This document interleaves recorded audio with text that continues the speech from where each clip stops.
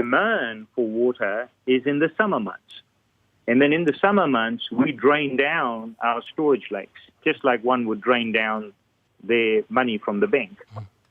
The challenge we've got is we are in autumn, we are in winter, and our lake storage now is 46% full. And unless we get a lot of rain, very heavy rain, in the coming months, when we get into summer, we won't have that storage that we rely on. That is the challenge. Yeah. So we are saying we need to think ahead. The problem is for summer, right? Not right now. So we may look out there and saying, well, why is this a problem? And 46%, why is that a problem? That's near half full. That's not a problem. Well, it is a problem because we are looking forward towards summer. Yes, you don't want to be in water debt. Just quickly, Raveen, we're running a little bit light on time, but can you tell me what are the restrictions that are going to be in place? What are you asking the wider Auckland region to do? So the restrictions are actually formalising the practices that we've been asking Aucklanders to do on a voluntary basis. We've been saying to Aucklanders, please don't use your water outside, the hose pipe. Just leave the hose pipe for the moment. Don't water the garden. Don't do water blasting. Don't wash your car. So we're saying now, under the restriction, using Auckland Council's bylaw, if someone does that, initially we will give them a warning, but if they continue to do it, there would be punitive action. There could be fines. There will be enforcement. And how long... sorry, you were saying? So that's the enforcement part. But at the same time, the voluntary savings we're still asking for inside the house. No one's going to come and enforce things inside your homes. We don't do that. We're still saying, can you please have shorter showers, the 4-minute shower? Can you please put the tap off when you are brushing your teeth? Or make sure your dishwasher and washing machines are full before you use them. All right, excellent. And just very quickly, how long do you expect we'll need these restrictions for, Raveen? We need rain. If we get rain and our lake levels get replenished, we may move out of the level 1 restrictions. If we don't get the rain and demand is still, it's not high, it is what Aucklanders use. We're asking them to use less. But if demand continues without the rain, we will move from stage 1 to stage 2 restrictions, which is quite harsh on our commercial customers, the businesses. Yeah. And they have just come out of COVID-19. The last thing we want to do as a community in Auckland to put further burden on our commercial customers. Indeed. Commercial businesses. Raveen Jadaram from Watercare, thank you very much for your time. We've got about 50 seconds left, I'm afraid, panellists, but droughts like this, times like this, they really do emphasise that these natural resources are a form of currency, don't they, Steve? They do indeed. They also recognise that us pulling together and not being selfish and making sure that we take care of each other is the most valuable natural resource we've got, and Kiwis are fantastic for that. Indeed, indeed. It has been wonderful having you both on today. Nalini Baruch, thank you very much for your time. Thank you very much. Steve McCabe, thank you very much for your time. Thank you. And we will be back tomorrow from 3:45. Thank you very much indeed for listening. I have been Emile Donovan. Indeed, I still am Emile Donovan. And Checkpoint is up next. Thanks for listening. Have a great evening.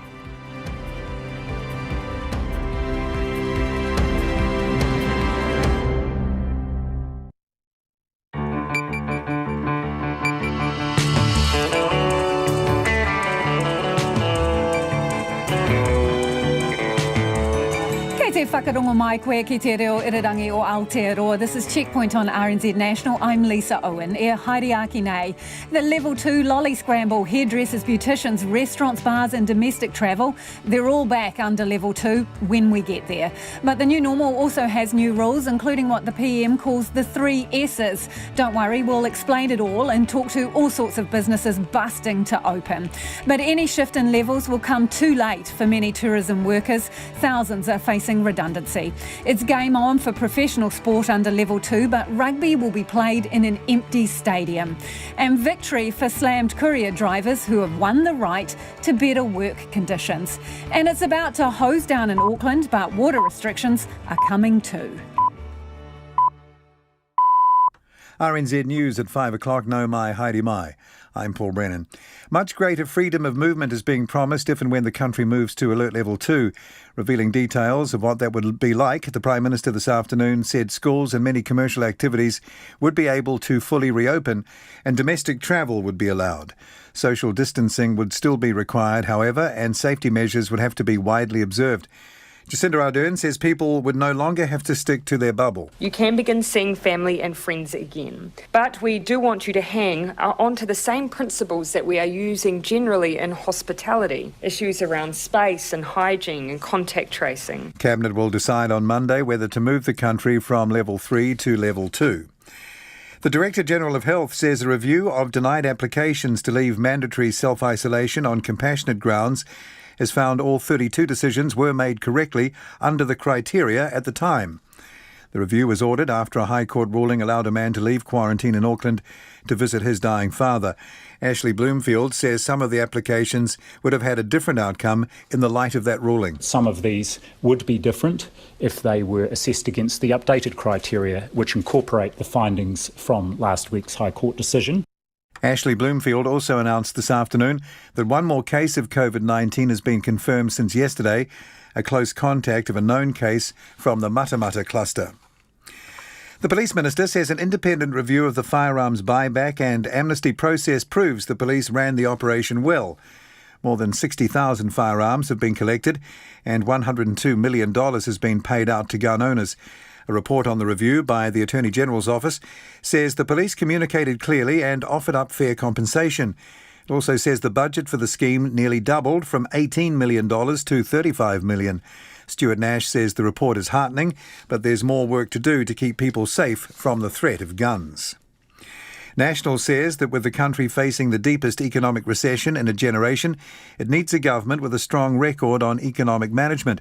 In a speech today, the Finance Minister, Grant Robertson, said while next week's budget will be anything but business as usual, the government has a simple plan for tackling COVID-19, respond, recover and rebuild better.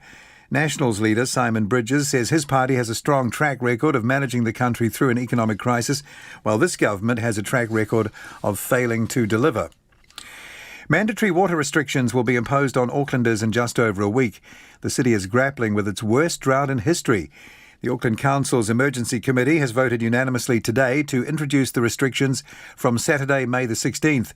Waitakere Councillor Linda Cooper says the people of the city must band together just as they have responded to the pandemic. Like the COVID-19 crisis, we've all managed to follow the rules and keep ourselves safe. We're just asking you to follow these rules and keep our water supply secure. Waitakere Councillor Linda Cooper. This morning's Vodafone outage is thought to have been caused by a council contractor. Tens of thousands of the telco's customers in the central and eastern North Island lost broadband and mobile connectivity for about 4 hours. Jordan Bond reports. The Matamata Piako District Council believes one of its contractors hit and broke the cable while installing a culvert near Matamata. Its chief executive, Don McLeod, says he understands the contractor followed the right processes before digging, such as identifying where the cables should have been. However, the cable was severed, and the council will be investigating the matter further. Call Jordan Bond. Aho. Coming up to 4 minutes past 5. And in sport this afternoon, New Zealand Super Rugby sides will play in a 10-week revamped competition involving the 5 local franchises, ideally beginning next month. Professional sport has been given the all-clear to resume when the country moves to Level 2. Sports editor Stephen Hewson reports. New Zealand Rugby Chief Executive Mark Robinson says in the best-case scenario, the competition will start in June, but Level 2 rules will mean the games will be played in empty stadiums with no spectators. The competition will be played over 10 weeks with 2 games each weekend and 20 matches in total, with home and away fixtures. Netball's ANZ Premiership can also resume under Level 2, but Netball New Zealand's Chief Executive Jenny Wiley says they'll wait until a date for moving to Level 2 is confirmed before announcing just when competition will restart.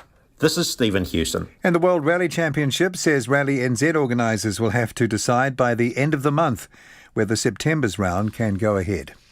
That's the news. A glimpse at level 2. Many people will interpret that as business as usual.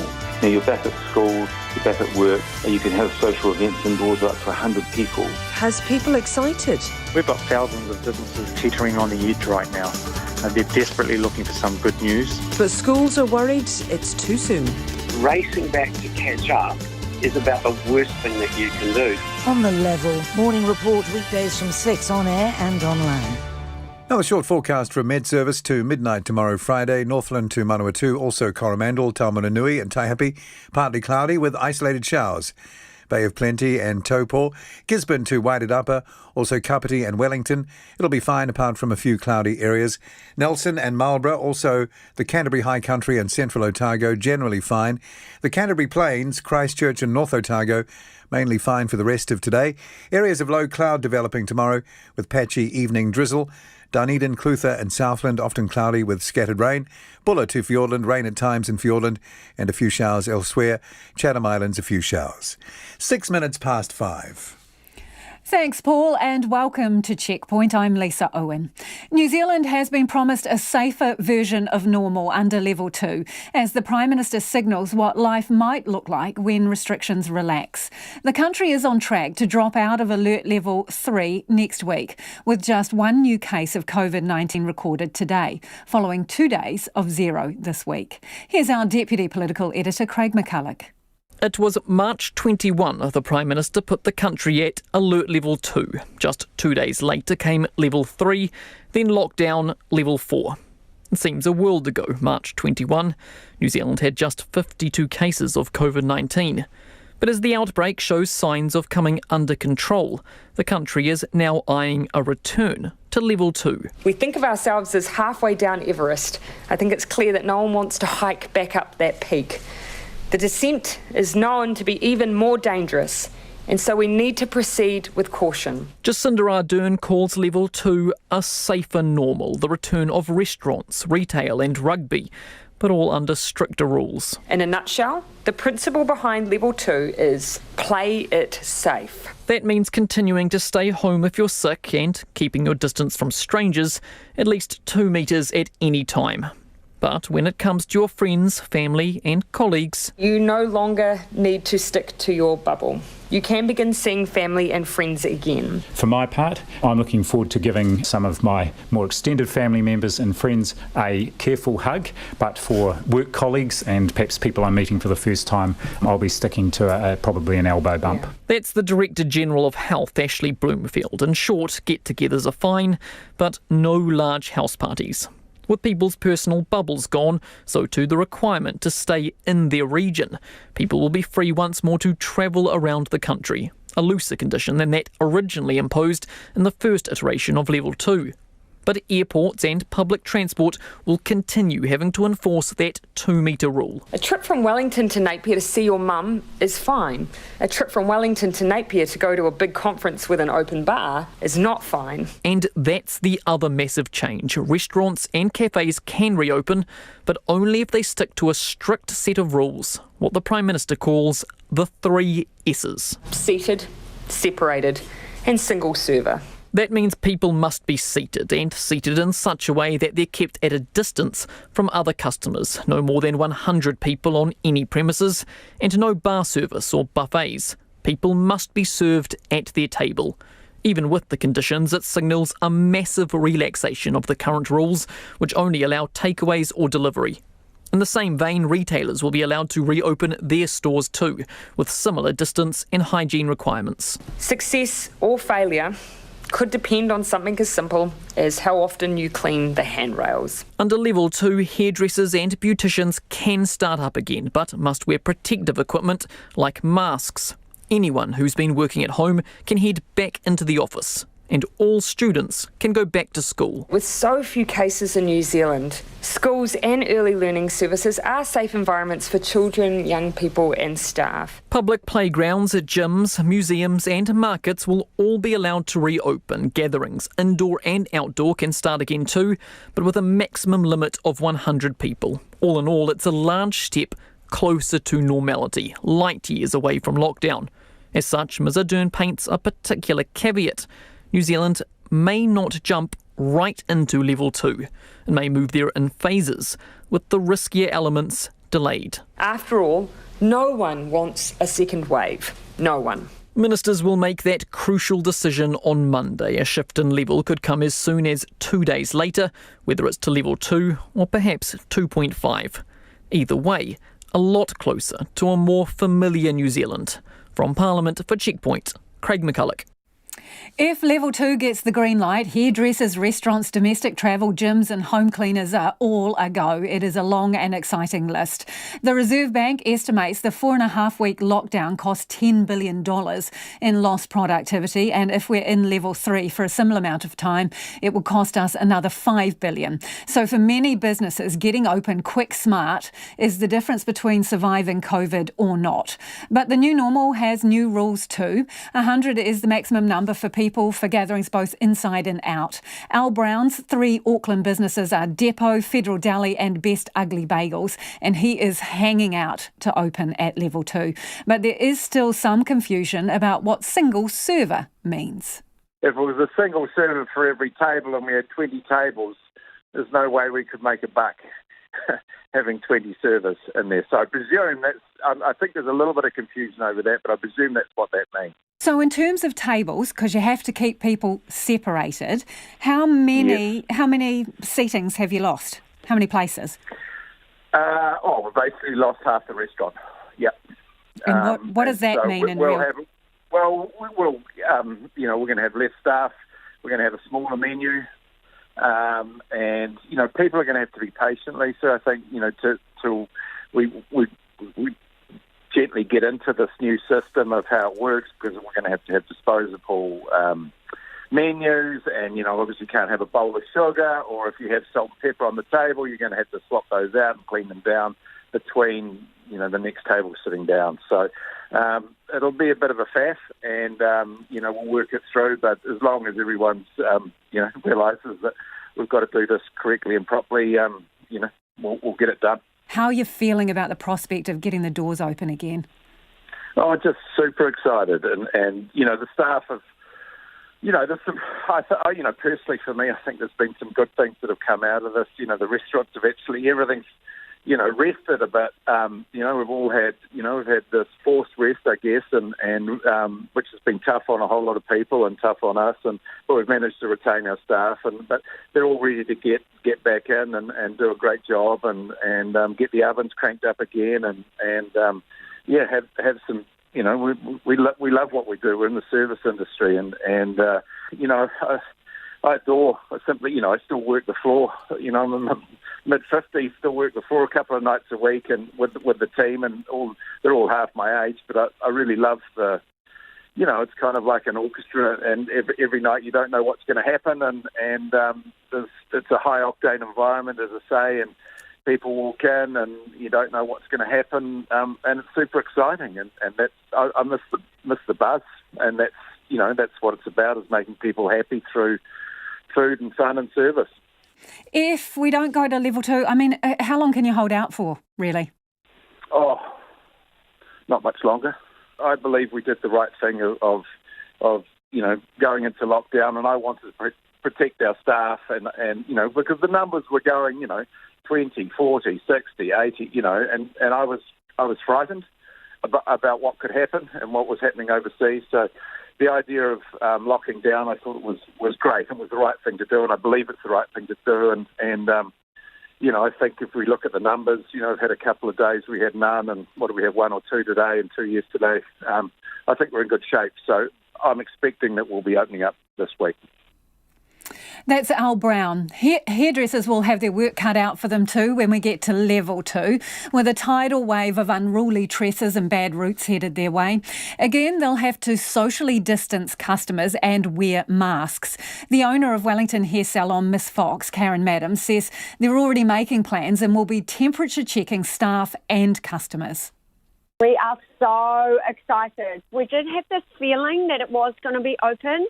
So we're thinking we might be starting business either Wednesday or Thursday next week, which is amazing. So fingers crossed that she announces a date on Monday. What's it going to mean for the way you operate? What's going to be different?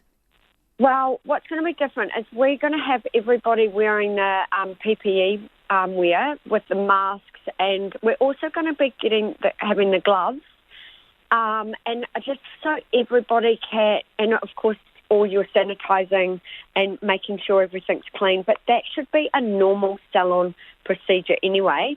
It's really your seating in the salon, so we can't have any. So it won't be like a cluster of people.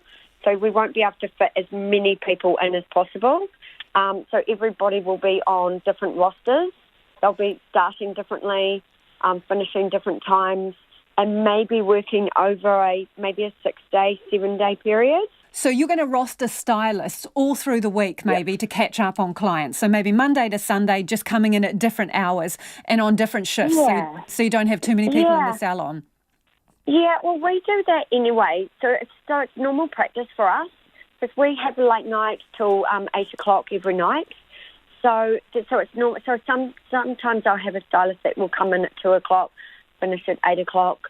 So it's on roster times.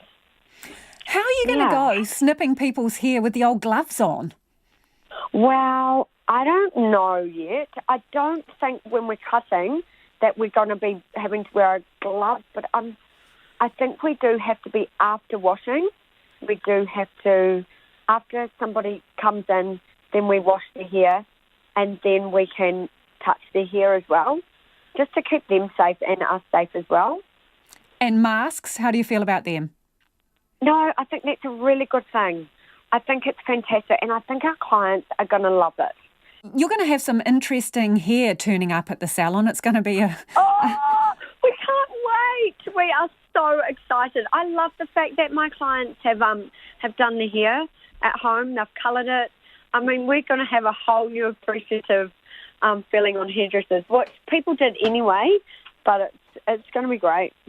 We've been talking to our clients right throughout this period, this close down period as well. So we've talked to them probably about 3 times, so 3 times each, and just ringing everybody. So it's been a really good, we've had really good feedback from that. And Karen, so we can see what they needed for their products. Yeah. Just between us, there's going to be a few train wrecks out there, isn't there? A lot. There is. It's going to be orange roots everywhere. And that is salon owner Karen Madams. For the fitness fans among us, there's no more need for home workouts or pounding the pavement. Gyms will be back under level 2 too. The team at Auckland's Health and Sports Fitness Centre reckon it'll be easy enough to make sure people can keep safe and socially distanced at their gym. Lydia Batham spoke to their operations manager, Stu Sutherland, about how they will operate under the new rules. We're still finalising some of the minor details, but largely, especially, we're sort of focusing a lot of the hot spots of the club, we call them. So when around our reception area where there's a lot of foot traffic and people gathering, so we're going to have markers out for social distancing. That's really important.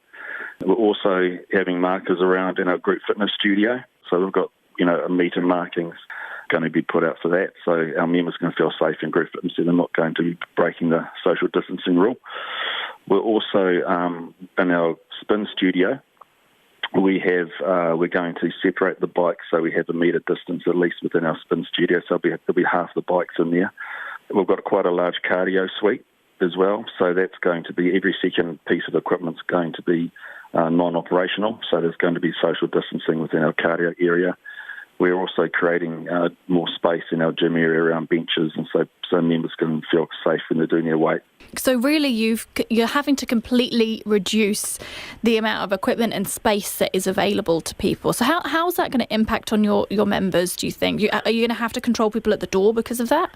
Well, yeah. Well, I mean, doing our numbers before, we went into lockdown, we don't have normally 100 people in the building at any one time anyway. So, and we'll be definitely doing spot checks as well. We're having members going around counting numbers and making sure that we don't exceed that, but then we never have anyway.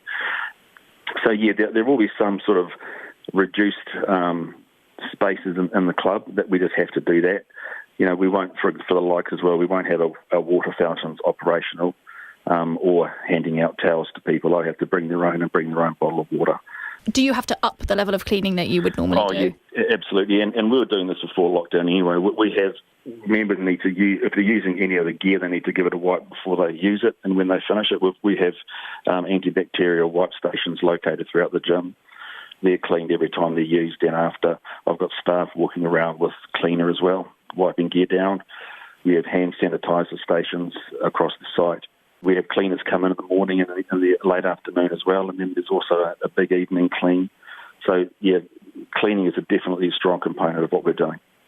So you thinking, as a general rule for gyms, this is actually a fairly achievable thing, operating under level 2? Yeah, definitely achievable. But you just have to manage it and manage it well. We'll have a plan. The key for us is making sure our members feel really safe, also our staff as well. That's really important, that our team that come in, to work actually feel really safe on site. I think a lot of people are keen to probably get out now and get active. So that's sort of, the hope that we have. And we're doing everything we can. We want to make sure we're following the Ministry of Health's recommendations and going above and beyond that. Our members, it's an adults club. We have kids in there as well, but people also need to be responsible for their social distancing as well. But we're setting up the place so people can safely social distance. Evan Lee is the CEO of the Hurricanes under Level 2. Super Rugby is back, but it'll be played to empty stadiums because of crowd restrictions. And no crowd means no revenue. There have been times when we thought, look, we're not going to play this year at all. It feels pretty good. Things have moved over the last couple of days, and then obviously the announcement today. So we're getting our ducks in a row, preparing our office, preparing our training environment, and then we'll think about what playing looks like once we're given the go-ahead. Yeah, so how much time do the players need to get ready to get back on the field? Well, they've all been working hard, so obviously they're at home, so they can't do as much as they would normally do, but our trainers have been giving them programs that they can still do cardio work and strength work, but the experts are telling us that the players will need 3 to 4 weeks of physical contact, so tackling and breakdown and so forth, to get their bodies ready for rugby, which is obviously a very competitive sport. So yeah, it's 3 to 4 weeks of training once we get back, and then we'll be able to play games. Do you reckon the players will be tested from time to time for COVID? Not sure. I mean, we do know that we're going to have to be extremely vigilant around any sickness. Players that are sick in any way, shape or form won't be coming into our environment, won't be playing games.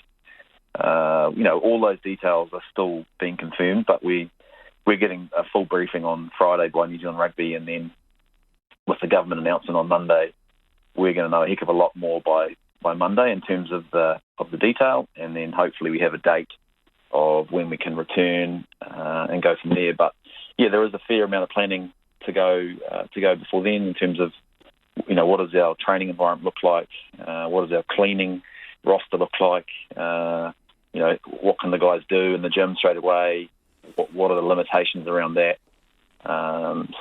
We appreciate it's really positive news, but we do also realise we need to keep some perspective around what needs to happen. You are going to be playing to empty stadiums. I mean, what's that going to be like? Yeah, I mean, the government have certainly given an indication that may change. We're hopeful that later in the competition we will have the ability for our loyal members and fans to come to games. But yeah, it will be very different. I don't think many of our guys would have played rugby in front of such a limited audience for a long time. So yeah, it's going to be really different for all of the teams. But because I imagine they feed off that, don't they? The atmosphere. Yeah. People are watching them, so that presents a completely different game, doesn't it? Yeah, a little bit. Yeah, I mean they're obviously doing the job that they're paid to do and they love to do. So, but that is a dimension that will be very unique, and I'm not sure anyone's really thought about what that's going to look like. But I'm sure they'll still play with the same passion, but they won't be able to enjoy that moment the same without their family and their fans in the crowd, that's for sure. And how are you going to make money? Because I imagine ticket sales are a big part of that. Yeah, absolutely. That's something we've obviously planned for. If there's there's an inability for our fans to attend games, we also we do have a lot of corporate sponsors who will get a lot of coverage via television in New Zealand, but also globally. So that's an upside. That's a real positive of this competition. Are you going to ask them to kick a bit more into the pot? Oh, look, we're working with them all at the moment about what it looks like this year. Some of them had benefits reduced because lack of less games, fans not being able to attend. So yeah, I mean we'll certainly be very happy if we get a high percentage of what we're budgeted for this year. We're looking at can we extend our partners into the future, and we're working with all of them. They've been super supportive. Do you reckon this will be a bit of a boost for New Zealanders, some of whom have been staring at old games on TV? Yeah, I think it will be. I think Grant Robertson said it a few weeks ago that sport is a healthy part of life, and it's been a very difficult time for people. So I think there will be a lot of people that will be looking forward to seeing some really competitive sport at the end of the week, and if that's our part in helping the country get back on its feet, then we'll play that part gratefully. And that's Hurricane CEO Evan Lee. Courier drivers may be able to argue for better pay, holiday and sick leave, and generally better working conditions following a ruling by the Employment Court today. The court has found an Auckland driver who worked 10-hour days and received less than the minimum wage was in fact an employee of Parcel Express, the company he worked for, despite them arguing he was a contractor. It could have major implications for the industry, with many drivers working harder than ever during lockdown, with considerably less pay. Nita Blake-Person reports. Lockdown meant a slowdown for many New Zealanders over the past few weeks, but not courier drivers. They've been racing around neighbourhoods delivering from sun up to well after sundown. This Bay of Plenty driver, who doesn't want to be identified, says he's delivering more parcels every day for less pay. At the moment, since level 3, over 400. Like around 450 was today and yesterday. I haven't actually finished today. We're working 12, 13 hours. That's what we would normally work anyway on a normal business day, but it's a lot harder because what's keeping us going without having any breaks, quite often you don't get a break at times like these, is residential freight.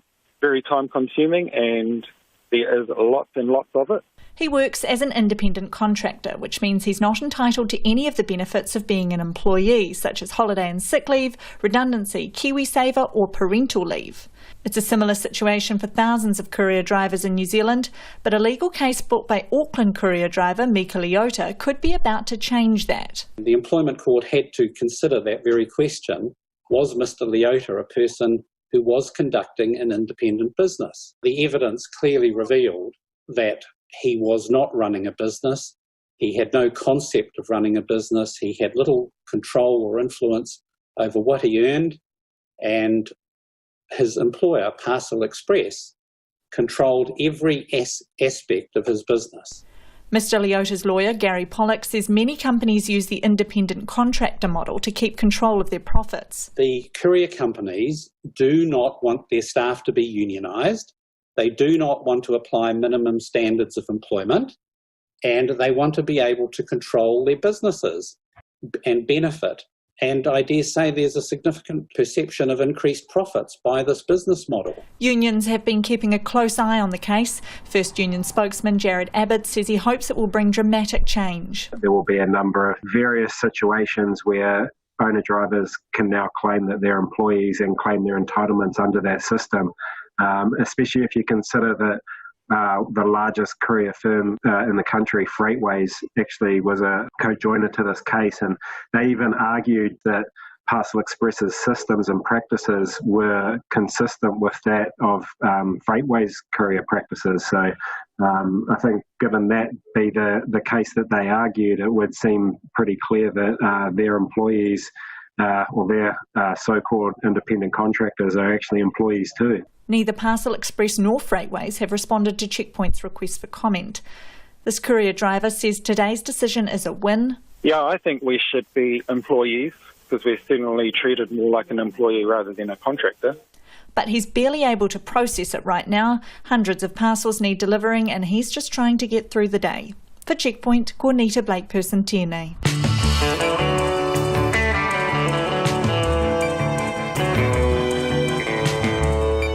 Coming up on Checkpoint on RNZ National, first it was a lockdown and now it's water restrictions for Aucklanders as the city faces the worst drought in its history.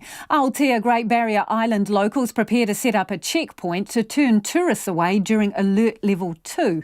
And more on what dining out will look like when we move alert levels. We'd love your feedback. You can text us on 2101, you can tweet us at Checkpoint RNZ, Facebook us Checkpoint or email checkpoint@rnz.co.nz. What are you most looking forward to when we get to level 2? First, here's Paul Brennan with the headlines. Thanks, Lisa. The Prime Minister is promising greater freedom under Alert Level 2, announcing domestic travel will be allowed. Jacinda Ardern also says many small businesses and educational facilities can reopen and professional sports can resume, all with safety restrictions in place. Al Brown, who owns 3 Auckland businesses, told Checkpoint his restaurants have lost about half their seats through social distancing, but is excited to reopen. The government will announce on Monday when and if the country will leave Level 3. The Police Minister says an independent review proves the police ran the operation of the firearms buyback and amnesty process well. More than 60,000 firearms have been collected and $102 million has been paid out to gun owners. Air 2 Union says ACC has decreased its share of funding for the 25,000 people employed by private providers to give in-home assistance. It says this means some have lost their jobs or had hours cut, leaving some vulnerable people without care. Watercare is expecting Aucklanders to work together to prevent breaches of the mandatory water restrictions that come into force next week. At Auckland Council's Emergency Committee today, members voted unanimously to impose restrictions from May the 16th as a response to the region's worst drought on record. The ACT Party has hired an employment lawyer to independently investigate allegations of misconduct in its youth wing. Andrea Twaddle has been appointed to look into the claims made by Young ACT's former Vice President, Ali Gamata, who has told RNZ most female members of the youth wing have experienced sexual harassment and it isn't a safe place for women. The First Union is hailing an employment court ruling that a courier driver is an employee, not a contractor. The union says it will have huge implications across the entire industry and may lead to many more drivers claiming benefits they're entitled to as employees. And those are the headlines. Thanks, Paul. If you're just tuning in, this is Checkpoint and I'm Lisa Owen. And it's time for the business news now with Emma Hatton. Hi, Emma. Economists say, well, the time is right now for a massive state housing project. What makes them think that? Yes, Lisa. So the call has come from the economists at Infometrics, and they're saying this is the perfect opportunity for the government to address the state housing shortage. So just for some context, the waiting list for state housing has more than quadrupled since mid-2015, and leaving out further increases in that waiting list, which of course, given we are expecting high unemployment, that's unlikely, but leaving that aside, 9,400 new state houses over 2 years would return that waiting list to its 2015 levels. So what they're saying is that wait list has just grown exponentially, and partly that's because of the high level of construction elsewhere, so private construction, which has hindered the government's ability to sort of get their hands on the resources that it would need to build the number of houses required. So essentially what they're saying now is that because the private sector development that has been going for it is going to drop away due to the recession, people aren't going to be spending up, that's going to free up some of that workforce and those resources to just finally get in there and build these state houses. So they're saying it's prime time for the government, the developers and the private people using the construction industry are going to be stepping away because it's a bit risky, partly because there's an expectation that the buyer demand just won't be there, and because of a weakening house prices, which are expected as well. So it's just going to be too risky for them. So perfect time for the government. And of course as well, a great way to keep people employed. And we need to keep people employed and skilled so that when the tide turns, they're ready to go. And also, of course, you want to keep as many people employed as possible. And I mean, of course, they're not talking down the track. They're talking now because this is urgent. We talked yesterday about how unemployment could get to around 10%, and that's going to mean that some people will be pushed out of the private housing market with high rents and people who own who can't make their repayments and things like that, and they're going to need the state's help. So that's on top of the people, as we talked about, who are already struggling and are on that wait list. So basically, these economists have looked at the numbers, they've done their modelling, and they're saying the perfect time is now. And it kind of shadows what the government did all those decades ago with its mass state housing plan. It's kind of a 1930s-style solution for a 1930s-style downturn. And also domestic food production is one of the things that's being touted as a way to kind of push the economy along and rebuild, isn't it? Yes, so they're saying, interesting report out today from KPMG, the business advisory firm. They're saying that the pandemic creates an opportunity for food and fibre manufacturing within New Zealand. And they've given a number of reasons and sort of a number of themes that they've seen coming through because of COVID-19. And firstly, they say that consumers and governments are now aware of issues around food security. So they're acutely aware around sort of access to food. So, we've never before had to line up to get into a supermarket only to find, possible restrictions on items, or that the shelves would bear no flour or toilet paper or whatever it was that, we were buying up at the time. So that notion that sometimes goods aren't available has really hit home. And likewise, on a government level, looking at supply chains and the reliance on globalisation, not just with food, of course, but the supply of PPE was a big one as well. So KPMG says the industry should respond to that with greater production domestically, and not just, to keep it all here, obviously, as the export market is crucial. So the report says New Zealand has a real opportunity here as an exporter to make itself stand out, not only as reliable and can deliver, as I just talked about, but also safe and healthy and sustainable. And another thing they talk about is because this whole ordeal has been about people getting sick. So people are looking for ways to be healthy, and they've been home cooking and they're aware of what they're eating, and it made people want good, wholesome food that's not going to harm them. So KPMG says New Zealand can be the supplier of that kind of food. We've got a reputation out there globally that we've done a great job of suppressing this virus. So, we're responsible, we're safe, and the world should trust us with the food we export. The other thing that the report acknowledges, of course, is that, it's all well and good to say do more at home, but how do you do that? You need the resources and you need the money, you need the infrastructure. So it's saying government will need to step up and invest. One of the examples that Ian Proudfoot, who is the head of agribusiness at KPMG, says is investing in better water storage as a start so we can make it through these droughts and keep those primary industries going. Of course, the other big issue in all of this is who's going to do the work. So there may be some time where it's really difficult to access the migrant workers to work in food production, which we rely heavily on. And that's obviously due to border and travel restrictions that are going to persist for some time. So there's two things to plan for as a way to address that this report says. One is greater automation of some of the work where it's really hard to get people, so the kind of work that people just don't want to do, or the work that can be quite dangerous, so work that has health and safety issues. So fast-tracking robotics and automation. The other thing is thinking about how we move people and train them, set them up in the regions where this work is going to be, because it's going to be a lot of work and has been talked about. There's going to be a lot of unemployed people. So absolutely, making sure it works. So can you just quickly give us the market numbers before you go, Emma? Yes, NZX Top 50 Index closed up a fraction this evening, up 0.72% to close at 10,649 points. NZ dollar sitting at around 0.60 to the US, 0.94 Australian, and 0.49 to the British pound.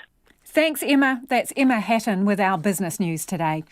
A staging post for our recovery from COVID-19. That's how the Finance Minister described Budget 2020. in a speech to the Wellington Chamber of Commerce given via video link today. Grant Robertson says this year's budget is far from business as usual, with many of the government's well-laid plans now on ice, replaced with a singular focus, economic recovery and rebuilding. But National's raising concerns about the need for a responsible government at the helm to manage the economy through a time that will see debt skyrocket and deficits deepen. Political reporter Yvette McCullough has the story. It will be a budget like no other, delivered in the dark shadow of a global pandemic and economic crisis. In most years, the budget represents the end of a process that began 6 months before, the sum total of the government's economic action plan for the year ahead. The budget this year is just one staging post in our fight against and recovery from COVID-19. Grant Robertson says the government's plan to fight COVID-19 is simple: respond, recover, and rebuild better. Our economic response to COVID-19 has to happen every day, not just budget day. Just as businesses and workers are fighting every day to secure their futures, so we will keep fighting to protect lives and livelihoods. Although his speech was light on detail, Mr Robertson said Budget 2020 will focus on boosting and supporting key public services and setting the direction for the next stages of recovery and rebuilding. Our recovery will continue with interventions to sustain households and businesses and get people working, in combination with sector-specific support to help boost wider economic confidence and regenerate some of the sectors hit hardest by the pandemic. On the fiscal and economic outlook, Mr Robertson wasn't sugarcoating it, saying that the government would be operating deficits and allowing net core Crown debt to increase well beyond previous targets. He also described Treasury's budget forecasts as sobering. Obviously, we are no longer talking about growth in the near term, but about the scale and the length of the economy's contraction. Business investment and confidence will take a hit. Unemployment will rise, but we will be doing everything in our power to push back on these trends. And we come from a position of strength. In his opening to Mr Robertson's speech, Wellington Chamber of Commerce Chief Executive John Milford tried to view things through a positive lens, listing the many ways New Zealand's economy was an advantage over others. However, he cautioned the recovery could be hampered by 2020 being an election year. Such that the way forward will inevitably become political football, played out in sound bites to what will likely then be a fractured audience staring directly into the cold light of our post-COVID economic reality. National leader Simon Bridges didn't front media today, but in a statement he said Mr Robertson had pointed out the obvious, that debt will skyrocket and deficits will be deep. He says what's needed is a responsible and capable government to return New Zealand to growth and to manage debt wisely. Mr Bridges says he fears this government, with its track record on not delivering, will turn a $40 billion problem into a $100 billion one, and that will mean more tax. During question time today, Mr Bridges tried to push Prime Minister Jacinda Ardern on potential tax increases. Can the House take it from those answers? There may well be new taxes as a result of the debt that is accumulating. Mr Speaker, as I said, that members should make no assumptions, no hypotheticals, but as you can see, on everything we've done, we're focusing on increasing the incomes going into those low and middle income earners and supporting us through this incredibly tough time. She also dodged his repeated questions about how much government debt levels and deficits would increase by. Will the government deficit this year be bigger or smaller than $20 billion? Speaker, again, I'm not going to get into speculation. The member can obviously wait until the budget. Mr Bridges won't have too much longer to wait, with the budget set to be released at 2 p.m. next Thursday. For Checkpoint, Yvette McCullough. Thousands of tourism workers have been made redundant as businesses scramble for capital and cut their size. Many are entering hibernation. This is an industry that previously supported close to 400,000 jobs. Tourism reporter Tess Brunton spoke to workers to find out how they're coping. For one North Island hotel worker who asked to remain anonymous, COVID-19 turned her life upside down.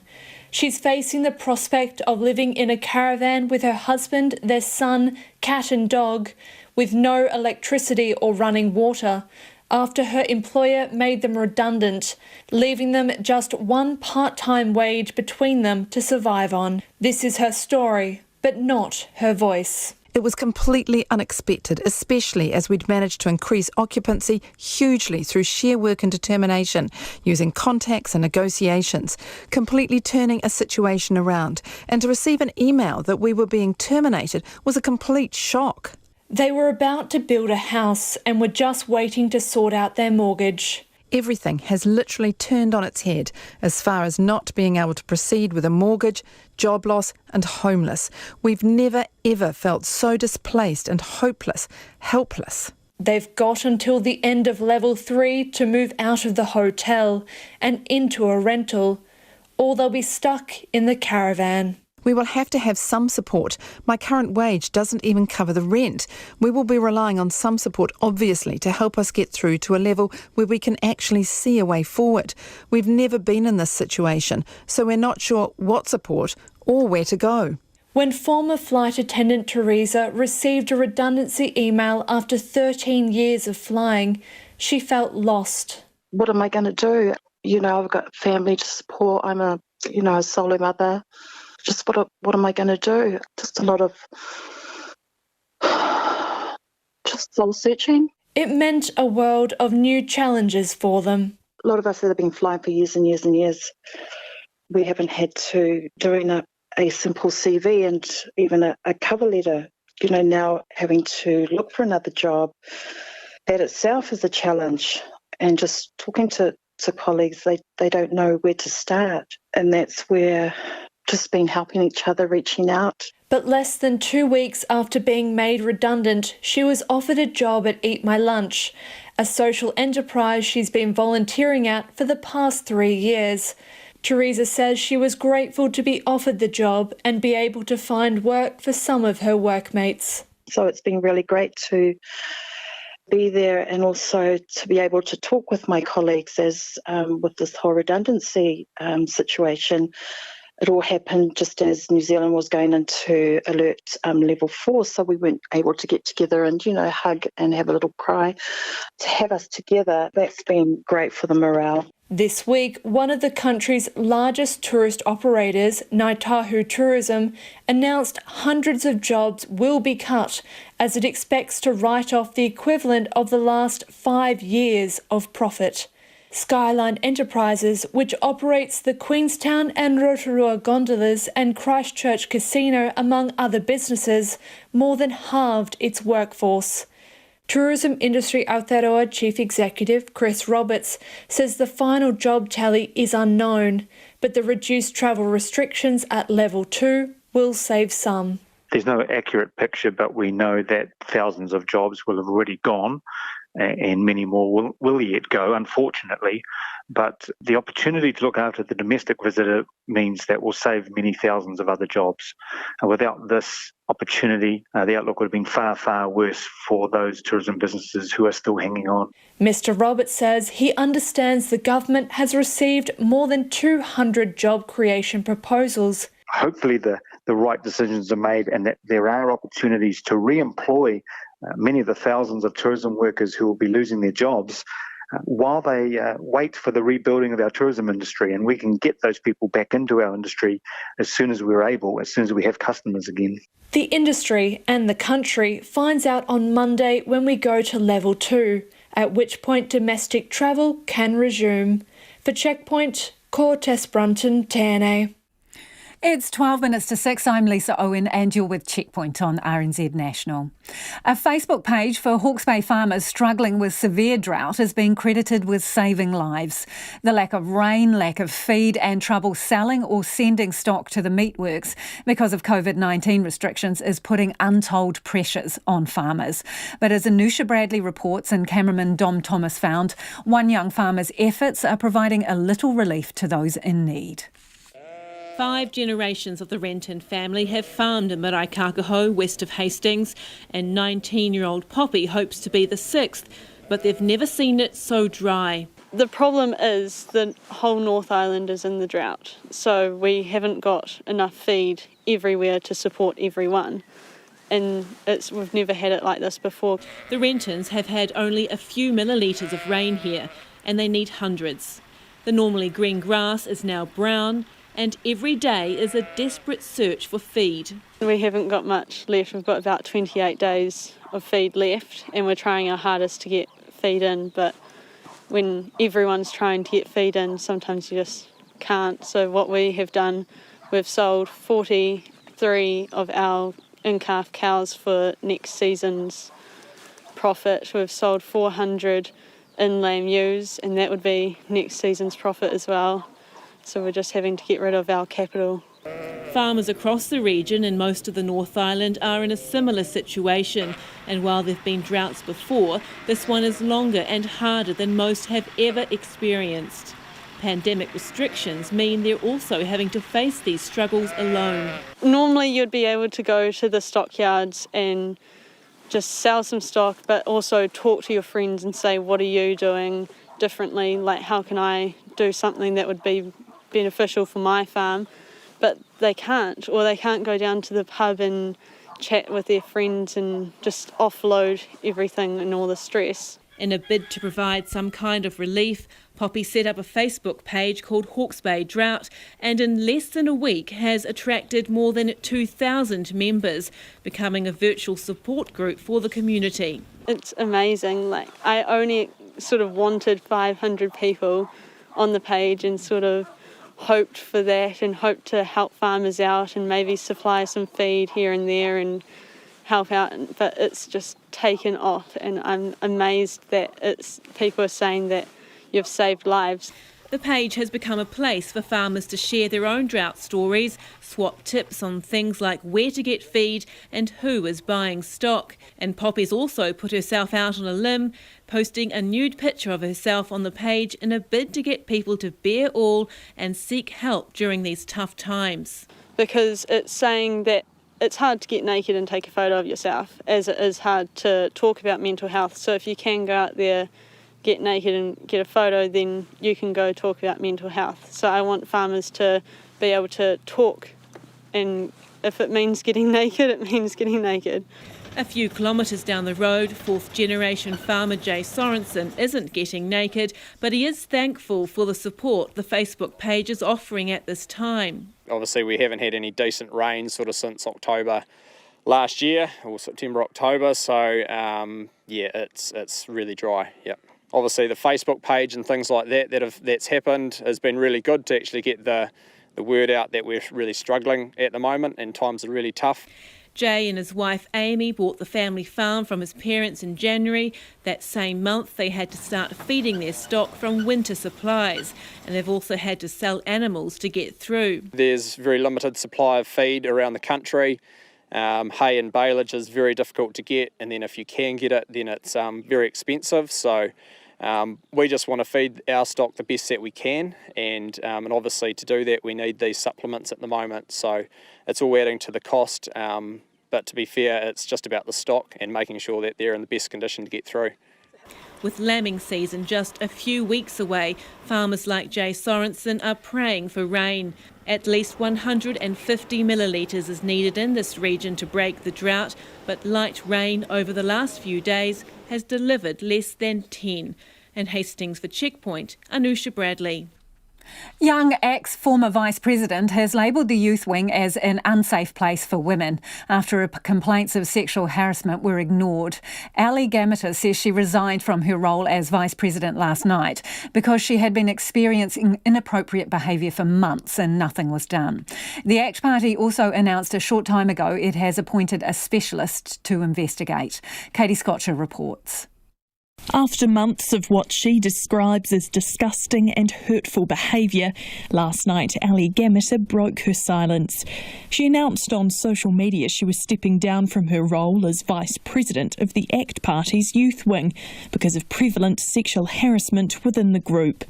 Ms Gameter says she has experienced physical, verbal and online harassment from other members for months. It has been reported multiple times to the Young ACT leadership, and not a lot has been done. I think that I'm not the only one who feels like they've been ignored. Ms Gameter says the majority of the women involved in Young ACT have experienced sexual harassment in the group.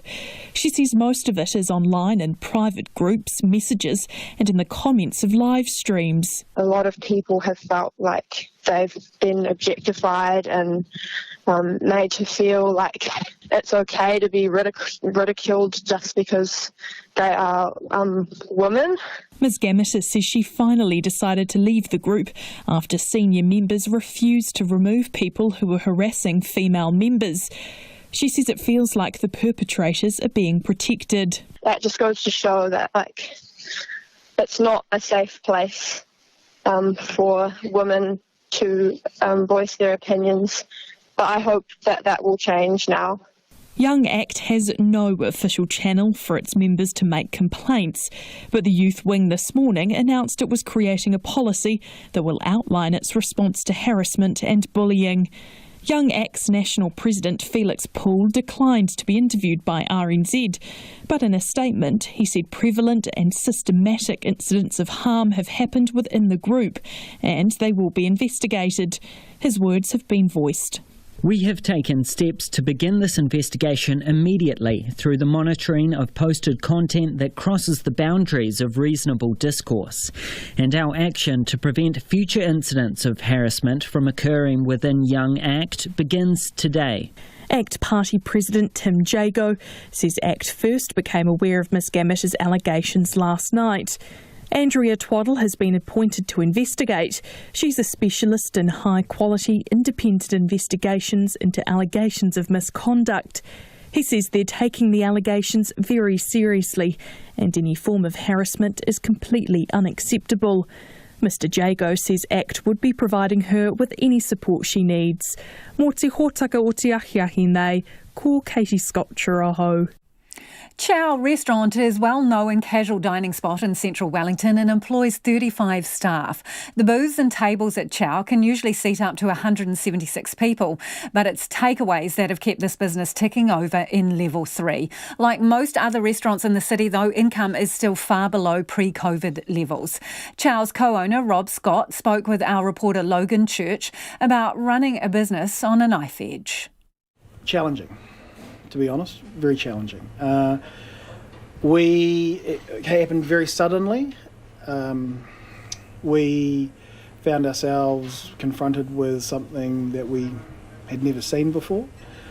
Without the government support, we wouldn't be here, and without the support of our bank ASB, we just wouldn't be able to continue to trade. And you have reopened at level 3, haven't you? Yes. Well, we were blown away by the support of the community and our customers, and surprised by the demand for us.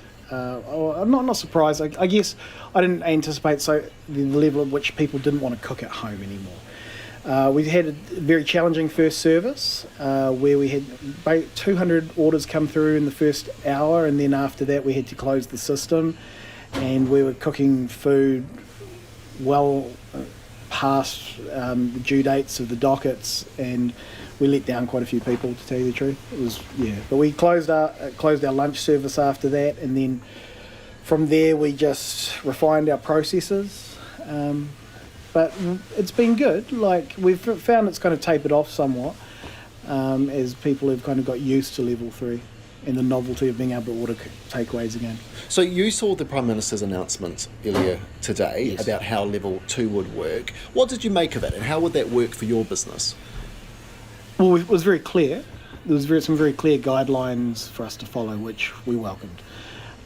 We will take probably the next 24 hours just to regroup, engage with our managers and our team to develop clear policy about how we can make sure that we follow these processes, because she was very clear that if you don't follow them, well, then you're going to be shut down, and that's what we don't want that.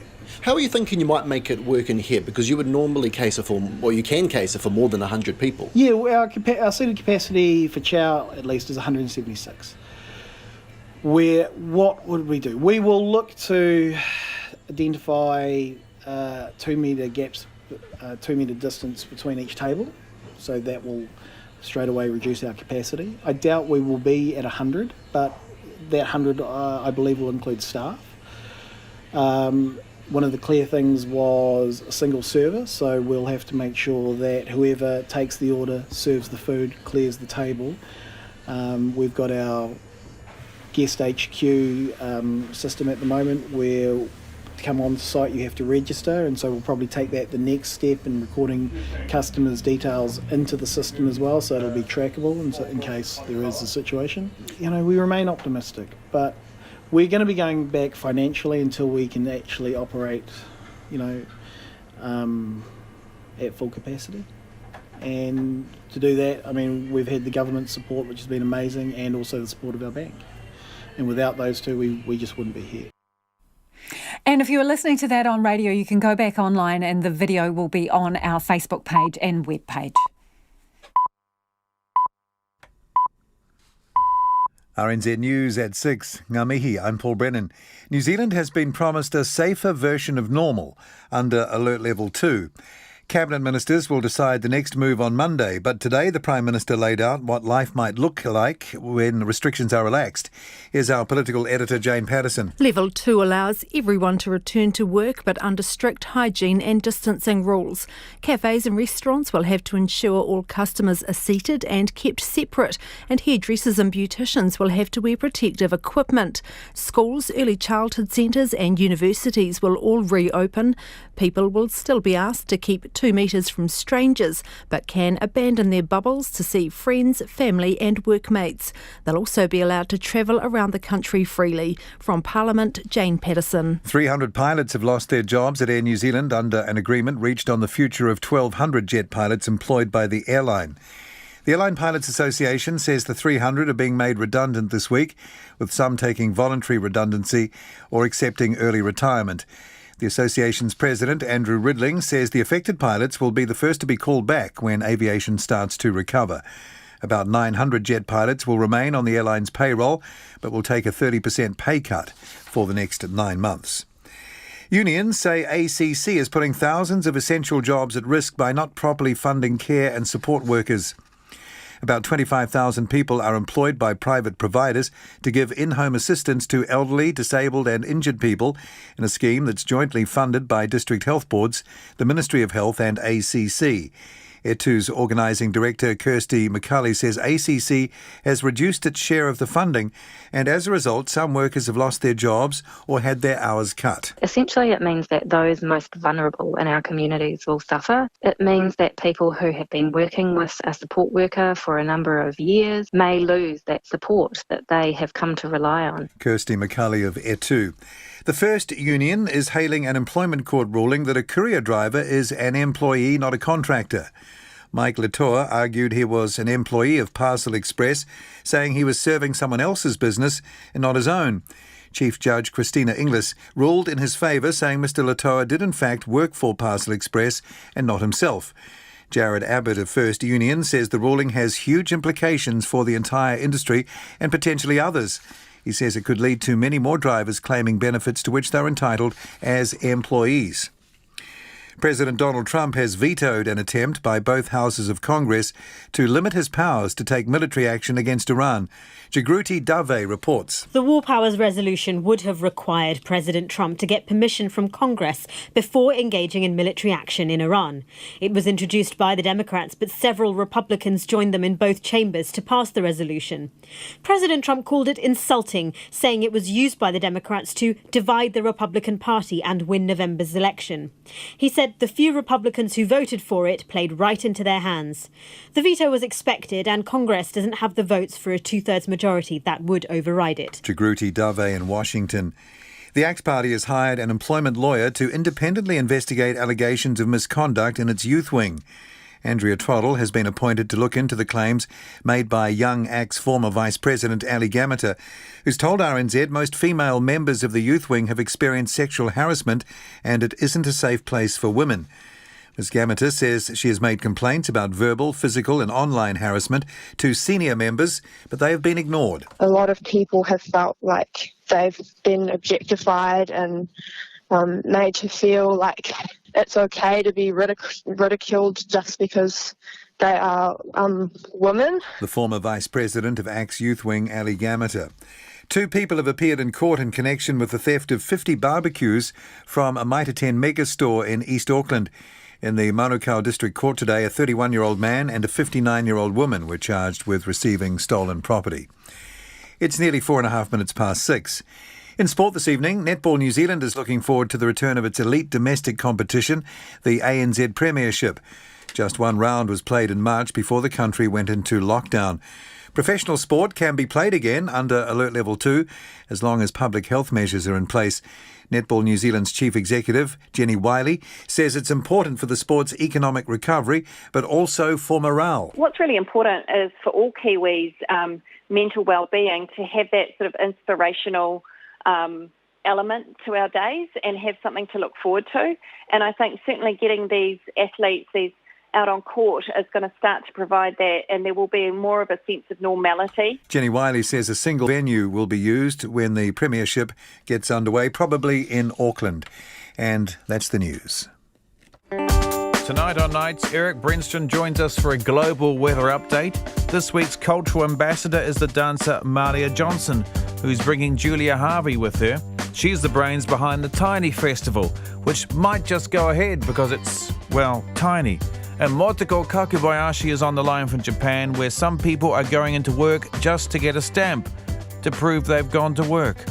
On Nights, we're after the news at 7 on RNZ National.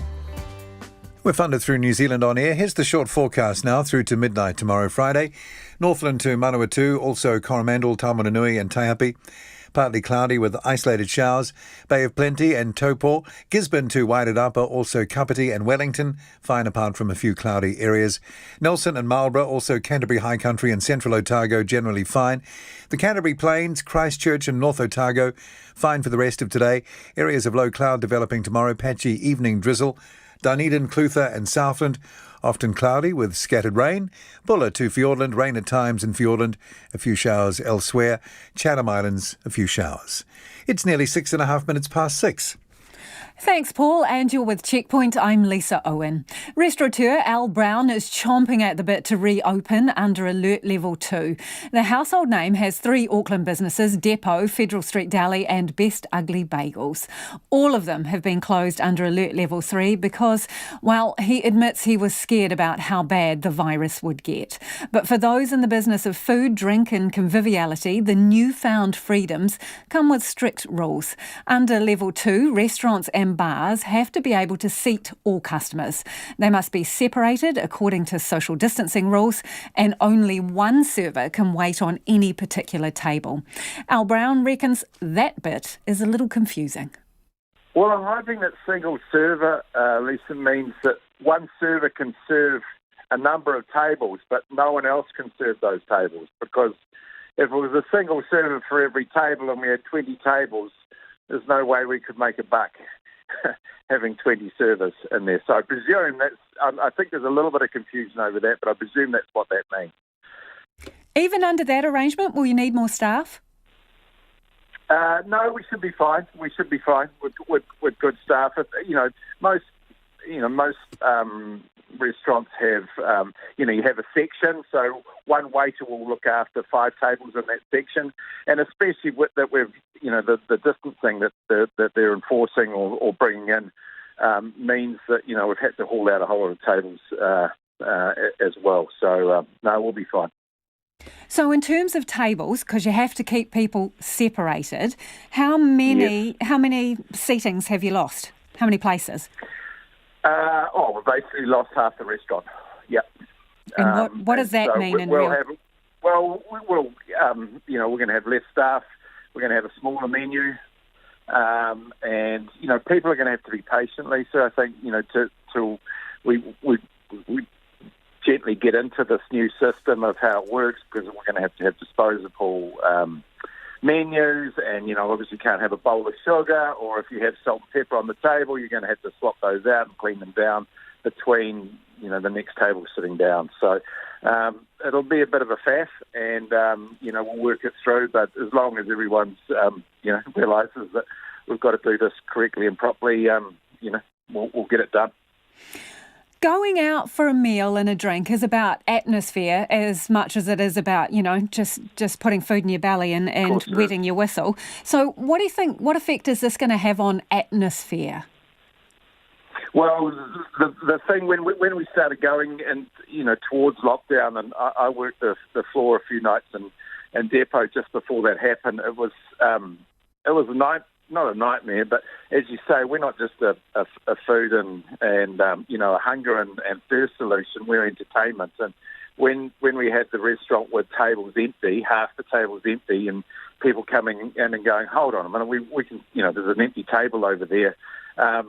It was a bit of a nightmare. So we've eliminated or taken the tables out. So at least it feels like there's not empty tables around you, because, as you say, so much of it is about the buzz. People. We weren't really interested in opening up in level 3 and doing takeout because, as I feel about, we're offering something that's way more than just a plate of food. It's about the service, it's about the vibe, it's about the atmosphere, it's about the choice, it's about so many other things. So, and you didn't think you could achieve any of that at level 3? No, well, you can certainly, we were happy to sit back and watch what other people, and certainly plenty of restaurants wanted to get engaged in the takeout, but that's a whole different kettle of fish. And just like the takeaways, I think a lot of them did really, really well first up, for the first few days. And of course, all the regulars of restaurants want to support you, which is great. But the reality is, you can't, once you do the math on that food that comes home that you're eating from your favourite restaurant, you can't eat like that every night. And it feels like, Yep, you're getting the food, but you're still looking at each other across the table, and you're not in some fun, sort of high-octane atmospheric place, which is what we're all about. We're in hospitality, we're about having fun. Have you managed to keep all your staff during this? Yes, we have. Yep, we have. The subsidy's been fantastic, and we're really looking forward to getting underway. Hopefully. This week, when are we hearing? Monday, is it? Yeah, hearing Monday. So you're still excited, regardless of all the restrictions and the rules that you're going to have to follow. How are you feeling about the prospect of getting the doors open again? Oh, just super excited, and the staff have, there's some. Personally for me, I think there's been some good things that have come out of this. The restaurants have actually everything's. Rested a bit. We've all had, we've had this forced rest, I guess, and which has been tough on a whole lot of people and tough on us, but we've managed to retain our staff, but they're all ready to get back in and do a great job and get the ovens cranked up again and have some. We love what we do. We're in the service industry, and I adore simply. I still work the floor. I'm in my mid-50s, still work the floor a couple of nights a week, and with the team, and they're all half my age. But I really love the. It's kind of like an orchestra, and every night you don't know what's going to happen, and it's a high octane environment, as I say, and people walk in, and you don't know what's going to happen, and it's super exciting, and that's I miss the buzz, and that's what it's about, is making people happy through food and fun and service. How do you go with the tips when you're on the floor? Not bad. I don't get to do them. They just give me what they think I'm worth, which is quite often. Yeah, I can judge how good my nights were the week before on my tips when I get them on the following week. So, are all your suppliers still good to go? Yeah, they're good. They're great. I spoke to a lot of my suppliers today, and the hard thing with this sort of thing is that when you ring your suppliers, they're part of the family, and they've been supporting us for a long time. We've been supporting them, and so you can't have a 2-minute conversation. You end up having a half an hour conversation with them about what they're going through and what they've heard and what it's all about. But no, they're gung ho to because that flow down effect. They're gung ho to get the oysters out of the farm and get them into us, or the pastrami out of the smokehouse for the Reuben sandwich, etc. So, they're all underway and getting into it too. So we find out on Monday. If we don't go to level 2, I mean, how long can you hold out for, really? Oh, not much longer. I believe we did the right thing of going into lockdown, and I wanted to protect our staff and because the numbers were going, 20, 40, 60, 80, and I was frightened about what could happen and what was happening overseas. So the idea of locking down, I thought it was great. It was the right thing to do, and I believe it's the right thing to do. And I think if we look at the numbers, I've had a couple of days we had none, and what do we have, 1 or 2 today and 2 yesterday. I think we're in good shape. So I'm expecting that we'll be opening up this week. That is Al Brown, who is champing at the bit to get open again. Tourists who dock on the shores of Aotea Great Barrier Island could soon be turned away, with some locals preparing to set up a checkpoint there during Alert Level 2. Checkpoint organiser Kelly Klink says with no hospital on the island and elderly making up a large proportion of the population, it's a necessary step to keep the island safe. But police have made it absolutely clear they will not support it. Te Aniwa Hurihanganui reports. When the country went into Alert Level 4, Aotea Great Barrier Island was essentially cut off. No one was allowed to go to or from the island for 4 weeks. Alert Level 3 means locals can now leave the island but can't return. Jacinda Ardern confirmed today under Alert Level 2, people will be allowed to travel around the country. And that makes Aotea Great Barrier Island local Kelly Klink very concerned. We only have one medical facility, and that's in Clarissa, so that's in the middle of the island. If the virus comes here, it'll just be rampant throughout the island, and we won't be able to control it. We're predominantly at the high-risk end of the threshold. There's an older community. She and other descendants of local iwi, Ngāti Rehua, Ngāti Waiki Aotea, plan to set up a checkpoint at the Trifina Wharf from next Tuesday, where they will turn away all non-residents, including holiday homeowners. We've decided that on the next sailing, when the boat comes in, and we're going to, we've sent a message out to SeaLink that any non-residents coming to the island will be turned away and they'll have to come back to the mainland. It's a preventative measure, and our whānau are getting quite concerned and worried for their own safety and health issues. She says SeaLink, which operates charters to and from the island, hasn't yet responded. In a statement, police say they are aware of plans to set up a checkpoint on the island, but do not support it, given the late stage at which it has been initiated. They won't be supporting or allowing any community-led checkpoints during Alert Level 2 and already have a system in place with Auckland Emergency Management to ensure that there is no unnecessary travel to Great Barrier Island. Police did not say what action they will take if the checkpoint goes ahead, but local Dean Broughton, who has lived on the island for 30 years, is backing the checkpoint. I fully support the stopping people coming here at the moment, even for another 2 or 3 weeks for now, and see how it goes in Auckland, because they've got more cases happening again in New Zealand now. So we don't have it here. Doesn't it make sense to just keep people away? And Rochelle Gilbert, a worker at Claris store on the island, supports the checkpoint too. I think due to the situation that's going on, I feel like it would make the island a bit more at peace knowing that there's nobody coming to and fro from Auckland. But not everyone on the island agrees. 2 other shop owners didn't want to comment publicly, but told RNZ they don't support the checkpoint and would like to see more revenue coming into the island to support their business. The owner of the Mulberry Grove store, Stephen, on the other hand, says preventing the spread of the virus on the island should be the priority. Oh, it's not about money. Income's definitely down because the tourists aren't here, but we have just come out of the summer, and it was a good summer. The more that we can reduce it and isolate ourselves, the better. We've got 25% of the population's over 65. There's a lot of other crook people as well. Small medical teams. So, if it came here, it wouldn't be good at all. However, he's unsure how practical a checkpoint would be and says police would need to help manage it. Kelly Klink says regardless of police support, plans to erect the checkpoint are still in place. She says discussions with Kaumatua and other locals about how they will operate the checkpoint are ongoing. For Checkpoint, I'm Te Aniwa Hurihanganui. It is 6:19 and you're with Checkpoint on RNZ National.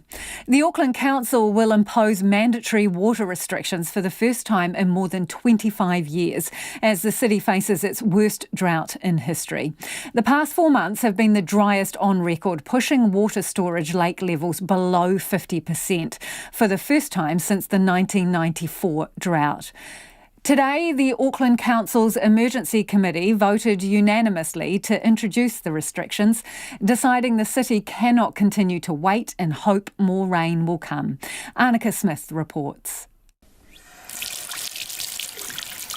In just over a week, Aucklanders will have to legally think twice before turning their taps on.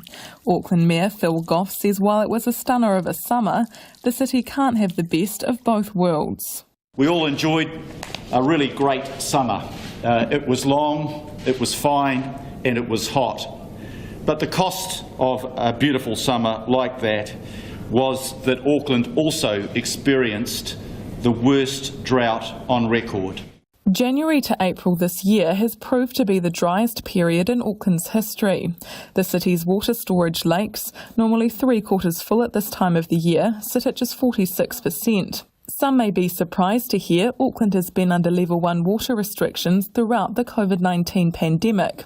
Watercare has been asking people to conserve water on a voluntary basis, acknowledging the unprecedented stress that comes with the pandemic and the physical limitations of enforcing restrictions under the Level 4 lockdown. Mr Goff says now that pandemic measures are easing up, it's time the city ramps up efforts to conserve water.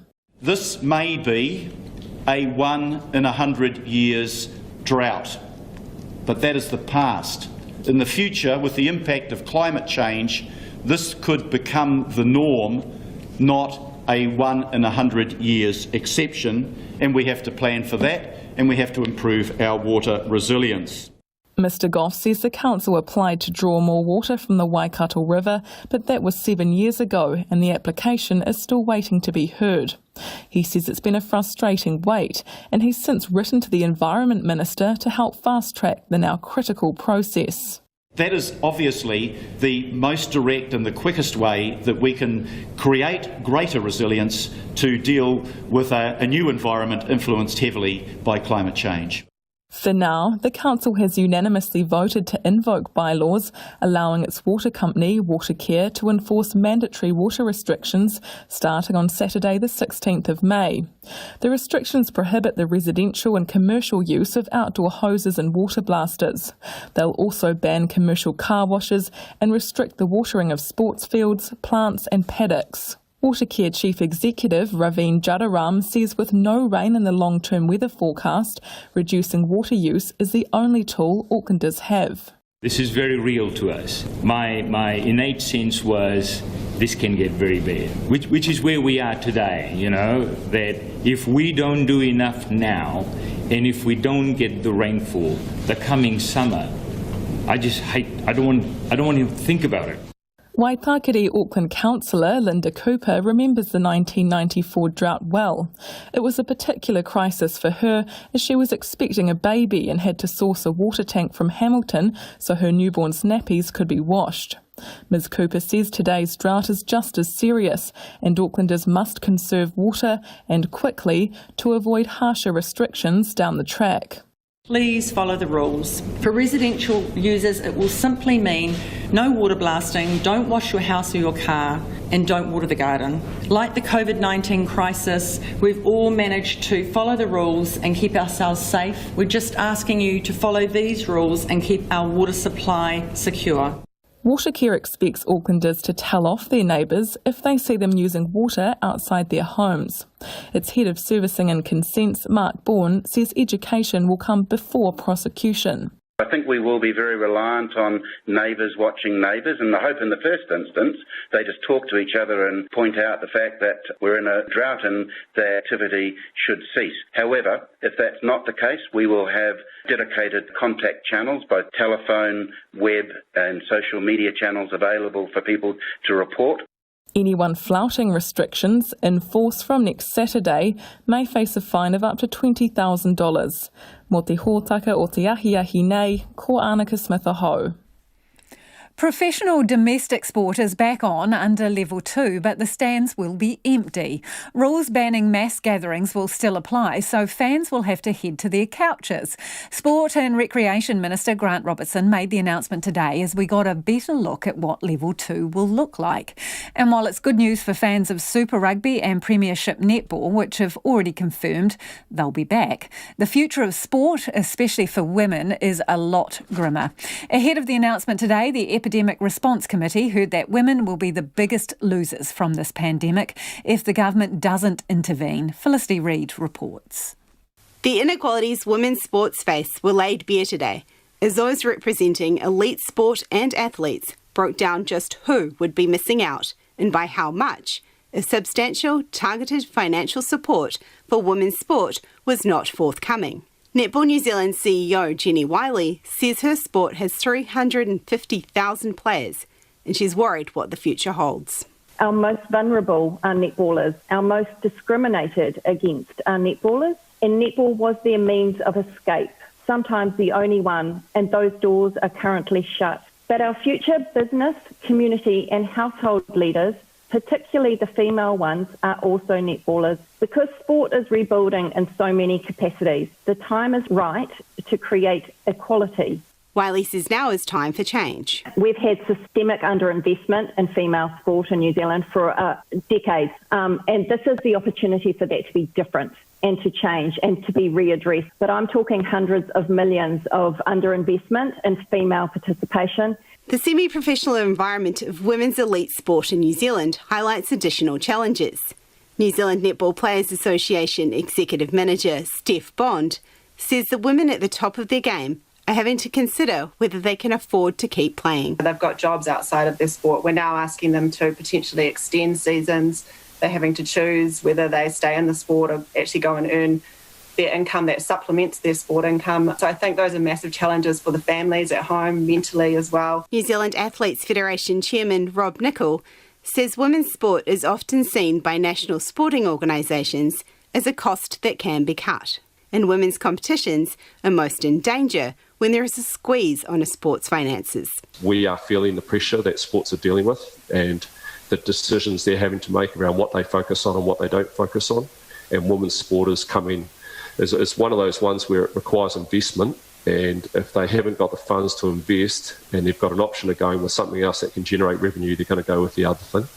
Whereas if government understand and they're able to really zero in, they can target that investment and give confidence to the sports to keep the momentum around women's sport going. An elite women's team on the chopping block due to the need to save money this year is the Warriors women's side. The Warriors CEO Cameron George says the core activity of the rugby league club is the men's NRL side, and other activities are secondary. We're one of 4 clubs in the NRL that have invested heavily. We take that very seriously, but of course it's also an additional spend that's been most recently applied in the last couple of years that we're going to have to reconsider. George says the privately owned club cannot afford to keep fully funding the women's team, but he does see one lifeline to keep aside in the NRLW. That's obviously a huge challenge for us now in these circumstances. So if we can get some significant help from outside parties for that, we will continue to invest and drive it and grow that sport, because it's so important for the fabric of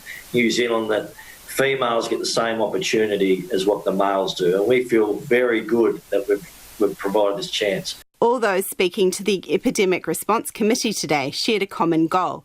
They wanted immediate action so that Sport for All can survive. For Checkpoint, Felicity Reid. Let's get to some of your feedback before we head off. This person says, on Level 2, will retirement homes now be open to visits from family members? Second, can over 70s now participate in low-key social activities such as day bushwalks in small groups? Well, we can help with some of that. The New Zealand Aged Care Association has confirmed that visitors will be allowed at care homes under Level 2, but there are going to be strict rules and guidelines. Now, so those those will include set visiting hours and only designated whānau and friends allowed. There will also be time limits to visits, around 30 minutes, and there'll be other rules that you have to stick to as well. But the Aged Care Association tells us you'll be able to find out more from individual homes that you're intending to visit, and they will be ready for visitors at level 2. Also on level 2 and how restaurants will work, the 3 S's, seating, keep people separate, and one server for tables. This person says, my understanding of the one server per table is that server number 1 can only serve their dedicated section, e.g. another server won't be able to come into their section, which is doable. However, there are normally dedicated food and drinks runners, this person says, who only run food and drinks. So this would make it difficult if only the server, the first waiter, had to run both the food and drink services as well as take orders and clean tables. And I suppose those are nuanced things that need to be worked out. Around hairdressers are required to wear masks and use PPE, we were told at the press conference today. This person says, is there sufficient for hairdressers and medical staff who've been on RNZ in the past few weeks saying they have none? If it was a DHB distribution issue and not a stock shortage and it's been resolved, then that's great.